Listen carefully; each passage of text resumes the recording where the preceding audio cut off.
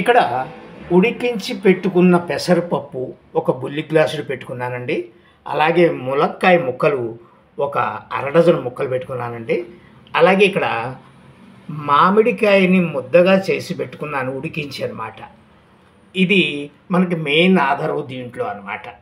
ఇప్పుడు ఈ యొక్క ఏదైతే ఈ ముద్దలా ఉన్నటువంటి దాన్ని ఉందో దీన్ని ఇందులోకి మొత్తం అంతా కూడా వేసేస్తానన్నమాట. దీంట్లో వేసేసి పెసరపప్పులకు వేసేస్తానన్నమాట.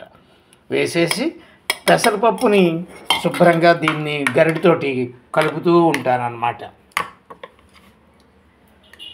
ఇలా కలుపుతూ ఉంటే అది అంతా కలిసిపోతుంది పెసరపప్పులోను.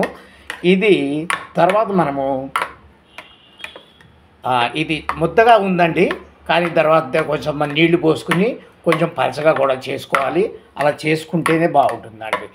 ఇది దీనికి కావాల్సినటువంటి మెయిన్ మామిడికాయ ముద్ద, ఉడికించి పెట్టుకున్నటువంటి మామిడికాయ ముద్ద, పెసరపప్పు ఒక బుల్లి గ్లాసులు. ఇది వేసవికాలంలో మనకి చాలా పెసరపప్పు అనేది చలవ చేస్తుంది అంటారు కదా, అందుచేత ఇది మనకి చాలా ఇష్టంగాను పుల్ల పుల్లగా ఉండి తినడానికి అది చాలా బాగుంటుందండి. సరే, ఇప్పుడు మనము స్టవ్ అంటించుకుని దీన్ని ఎలా చేయాలి అనేటువంటి దాని మీద చెప్తాను. ఇప్పుడు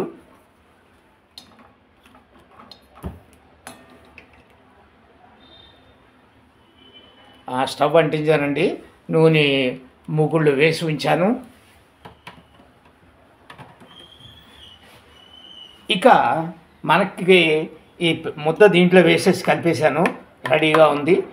ఇది మనం మూకుల్లో పోపు అది వేసుకోవాలండి. ఇదిగోండి పచ్చిమిరపకాయలు తరిగి పెట్టుకున్నాను, అలాగే కొంచెం కరివేపాకు కూడా పెట్టుకున్నానండి. అలాగే ఇంగువ అండి, ఇది మీరు అనుకున్నట్టుగా ఎల్జీ కాదండి, మేము ఊరి నుంచి తెప్పించుకున్న పాల ఇంగువని పొడి చేసి, అంటే ముందు వేయించి పొడి చేసి ఈ డబ్బాలో వేసుకున్నానండి. ఎలాగో ఇంగువ డబ్బాయే కదా అని చెప్పి ఇందులో పెట్టుకున్నాను. అలాగే కొన్ని ఆవాలు వేయాలండి. ఆవాలు, ఇదిగో ఆవాలు అనేటువంటిది ఖచ్చితంగా మనకి దీంట్లో పోపులో వేయాల్సి ఉంటుంది. ఇది కాకుండా దీనికి మెయిన్ ఫ్లేవరు ఈ వెల్లుల్లి రెబ్బలండి. ఇది వేస్తే ఇంకా ఆ గుమగుమలాడేటువంటి మామిడికాయ పెసరపప్పు తయారవుతుంది అనమాట. ఇవి దీంట్లో మనం వాడుకోవాల్సినటువంటి అన్నమాట. ఇవి ఇక్కడ నూనె వేడెక్కుతుందండి. ఈ నూనె ఎప్పుడైతే వేడెక్కుతుందో మనం వంట స్టార్ట్ చేసుకోవచ్చు. ముందుగా మనము కొన్ని ఆవాల్ని పోపు వేస్తున్నామండి. చిటపటలాడుతూనే ఆవాలు వేసాము. ఆవాలు వేసిన వెంటనే మనం కొన్ని పచ్చిమిరపకాయ ముక్కలు అయితే వేద్దాం. ఇది పుల్లగా ఉంటుంది కదా, పచ్చిమిరపకాయ ముక్కలు 4 ఎక్కువ ఉన్నా కూడా మనకి ఏం పెద్ద ఇబ్బంది ఏమి అనిపించదండి. ఇది వేస్తున్నాను చూడండి.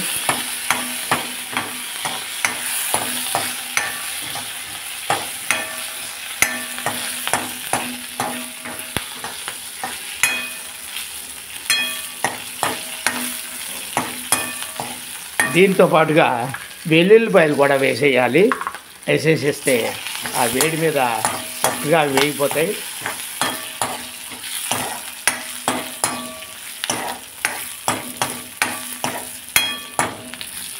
వెల్లుల్లిపాయ ఆవాలు ముందు వేయించామండి, తర్వాత పచ్చిమిరపకాయలు వేసాను, తర్వాత ఏమో ఇది వేస్తున్నాను, వెల్లుల్లిపాయలు వేసాను.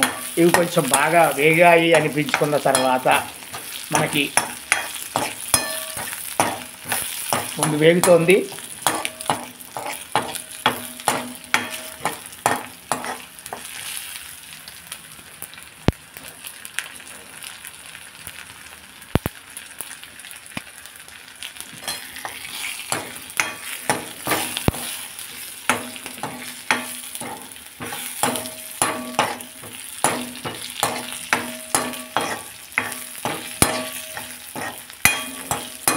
మంచి వాసన వస్తుందండి. వెల్లుల్లిపాయలు వేగుతుంది కదా, చాలా చక్కటి సువాసన వస్తుందండి, మంచి సువాసన వస్తుంది. ఇవి ఇది అయిపోయింది. ఇంకా ఇంచుమించుగా వేగడం అనేటువంటిది అయిపోయింది. మనం ఏం చేయాలంటే ఒక చిటికెడు పసుపు వేసుకోవాలండి ఇందులో. ఇప్పుడు ముందు చిటికెడు పసుపు వేసుకుంటే మంచిగా వేగే నూనెలో పసుపు వేసుకుంటే మంచి గోల్డ్ కలర్లో అది వస్తూ ఉంటుంది. అది అట్లా నేను ఇందులో వేస్తున్నానండి పసుపుని. ఇది కూడా ఒకసారి వేయించేసి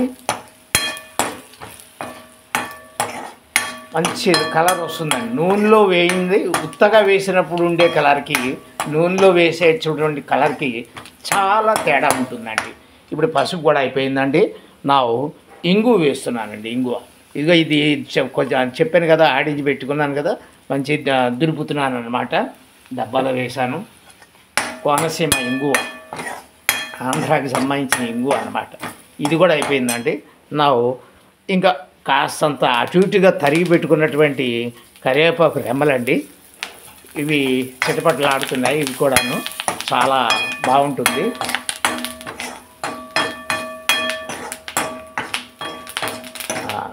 ఇదంతా అయిపోయిందండి. దీంట్లో మనం ఏం చేయాలంటే ఇప్పటిదాకా మనం కలిపి పెట్టుకున్నటువంటి పెసరపప్పు మామిడికాయ కలిసి పెట్టుకున్నటువంటి ఈ ముద్దను ఏదైతే ఉందో ఈ పోపులో వేసేయాలండి.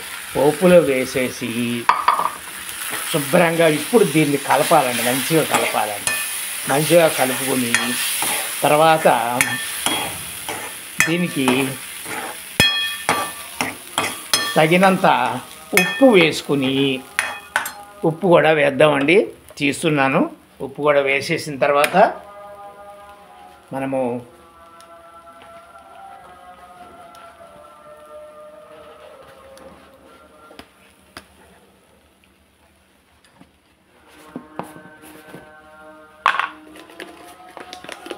ఇదిగోండి ఈ మాత్రం కొంచెం పులుపు కదా, కొంచెం ఒక రవ్వ ఎక్కువే పడుతుందండి. దీంట్లోకి ఒక రవ్వ ఉప్పు కూడా పడుతుంది.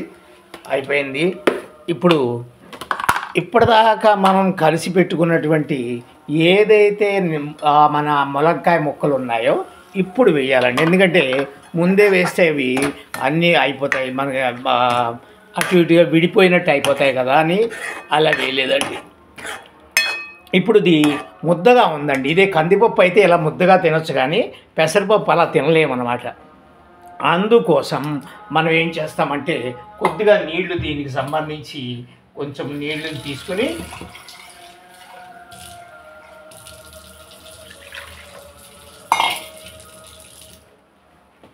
ఈ నీళ్ళని తీసుకుని కొంచెం ఇందాక మనం ఆ పప్పు గిన్నెలోనూ అది ఆ నీళ్లు వేసి అందులో ఇంకేమన్నా ఉన్నటువంటి ఉంటే శుభ్రంగా కలిపేసి ఇందులో వేస్తే ఇప్పుడు మీకు ఇదండి చక్కగా మనకు కొంచెం పలసగా మామిడికాయ పెసరపప్పు అనేటువంటిది తయారైంది.